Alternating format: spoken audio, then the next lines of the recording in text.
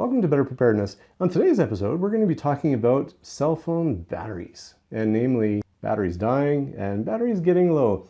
It not only causes you a lot of stress as you approach zero, it also prevents you from dealing with a crisis if you have to call 911 or call a loved one, but it also means that it can cause a crisis, because if your means to communicate is suddenly cut off, well, that can cause a crisis in itself, or multiple crises. Let's put it into context. You're out biking and for some reason your phone pocket dials, or maybe there's an app that's running that just totally drains your battery. Well, you no longer have the means to communicate.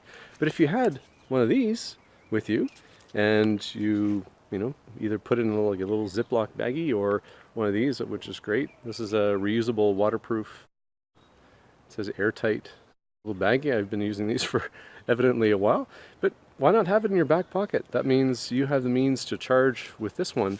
You have the means to charge your battery about twice at least. And with the 2000 milliamp battery, which barely weighs anything, you can charge it a solid one time. I'm going to talk about 4 different ways of charging, and then I'm going to talk about a number of things to consider. And check out the links in the description below. First of all, you've got 4 means to charge. You've got the electrical outlet. You'll probably get the best charge of all from that. Battery banks, I'm a huge fan of battery banks. I've assembled 4 of them here. I've put the milliamp ratings. This is the capacity that a battery bank has. So the more milliamps, the better you're able to charge those devices. How much you get out of these packs is going to depend on just how dead your battery was, how powerful your phone is, and various things. Giving you an example here, this one is 65 grams, this one's 127, this one's 171, this one is 423. So it gives you an idea of the capacities. And the lightness is certainly a nice thing, but it's also the size. So this one is about the size of a deck of cards. Got some vintage Montreal cards here. And these ones have displays, which I like. This one has just 4 light bars, which gives you a bit of an idea of where you are on the power front. So if you click on that, it shows you that. And if you click on this one's at 50%. So I got to charge this one especially. But it gives you an idea.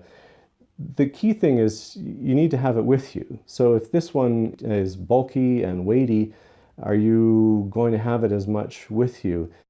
I like having at least one of the small ones. As a fallback plan, you can have that in your back pocket. In a vehicle, you can charge. This one has 2 ports.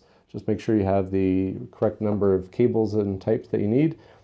I'm a huge fan of solar panels, and I've got one on order. I've used one in the past, and I'm going to have that with me because we travel extensively here in Africa. And well, if you ever get broken down or you're out camping and you need a means to charge, well, you can. There's plenty of sunlight. We have to think about plug adapters. Now, this might not be the case for many of you, but this is the Type M. This is the Type C European. Type M is used here in South Africa. It's kind of a quirky one. And this thing is a bit bulky and weighty. So it's annoying, but we have to have it. And this one can handle both North American and European. Cable sanity, I'm a huge believer of having your cables tied up. That way you don't have a rat's nest of cables in your pocket or in your suitcase. Make sure you have the cables required. Again, for Samsung, Apple, this is for my Garmin watch, and this is a mini USB. Unfortunately, I do have a couple of devices that require that. So what you have with you is really going to depend on, well, what your needs are and the battery capacity is. Do you have to charge a phone? Do you have to charge an iPad? Again, all those things are things to think about.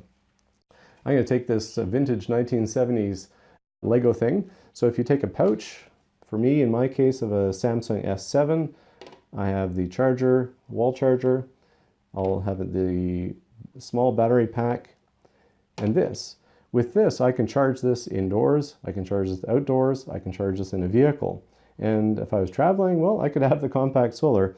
In my case, unfortunately, I do need to have this fairly weighty plug adapter because I never know if I'm going to have Type M or Type C plug to plug into. But all of this, even with this weighty plug adapter, only amounts to 177 grams or 6.2 ounces. This is the same weight as an apple. It's the same weight as a banana. So you can have this compact setup with you, and always make sure you have a dedicated set, because you're not going to go around assembling all these components. But if you have this set in your purse, in your bag, whatever it is, you always have access to power. Well, unless you run out, and again, that's where having a better battery pack capacity is handy.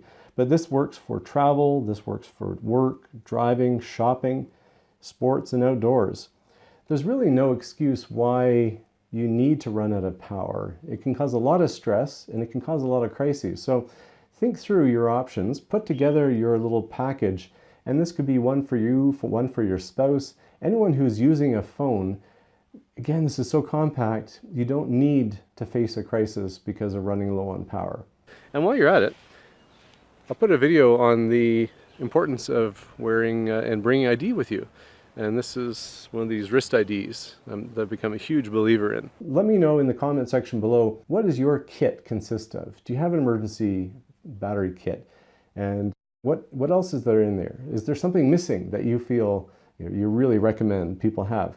I appreciate you joining me, and thanks a lot for watching. If you liked the video, click that like button, click that subscribe button. Thanks a lot for watching. Better Preparedness.